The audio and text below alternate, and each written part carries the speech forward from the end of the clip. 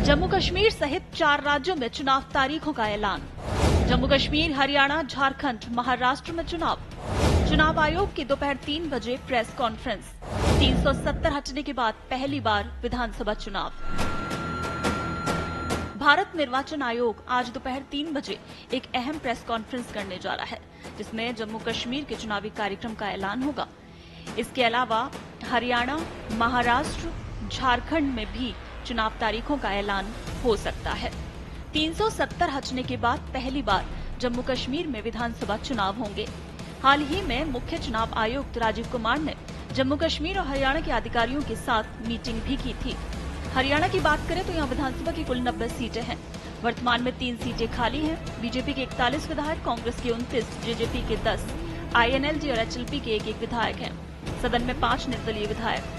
2019 में जम्मू कश्मीर की बात करें तो धारा 370 खत्म कर दिए जाने के बाद जम्मू कश्मीर को केंद्र शासित क्षेत्र बना दिया गया था। तभी से वहां के राजनीतिक दल लगातार राज्य का दर्जा वापस दिए जाने की मांग कर रहे थे। सरकार की तरफ से बार बार यही कहा जा रहा था कि पहले चुनाव होंगे, उसके बाद ही राज्य का दर्जा वापस मिलेगा। चुनाव आयोग के सूत्रों की माने तो केंद्र शासित प्रदेश जम्मू कश्मीर में 3 से 4 चरणों में मतदान कराया जा सकता है। सितंबर में मतदान की प्रक्रिया पूरी कराकर इसी महीने के अंत तक चुनाव नतीजों का ऐलान किया जा सकता है। चुनाव आयोग के उच्च पदस्थ सूत्रों के मुताबिक जम्मू और कश्मीर केंद्र शासित प्रदेश में चुनाव संपन्न कराने की राह में सबसे बड़ी चुनौती सुरक्षा व्यवस्था है। हाल के दिनों में अचानक बढ़ी आतंकी घटनाओं ने प्रशासन की चिंता बढ़ा दी है और इसका असर चुनावी कार्यक्रम पर भी दिख सकता है।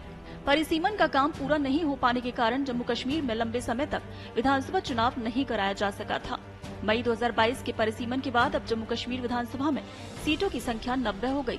इस तरह जम्मू में 43 और कश्मीर में 47 विधानसभा सीटों पर चुनाव होने हैं। 2014 में 87 विधानसभा सीटों पर चुनाव हुए थे, जिसमें जम्मू की 37 और कश्मीर घाटी की 46 सीटों के अलावा 6 सीटें लद्दाख की थीं। गौरतलब है कि लोकसभा चुनाव में जम्मू कश्मीर में मतदान को लेकर भारी उत्साह नजर आया था।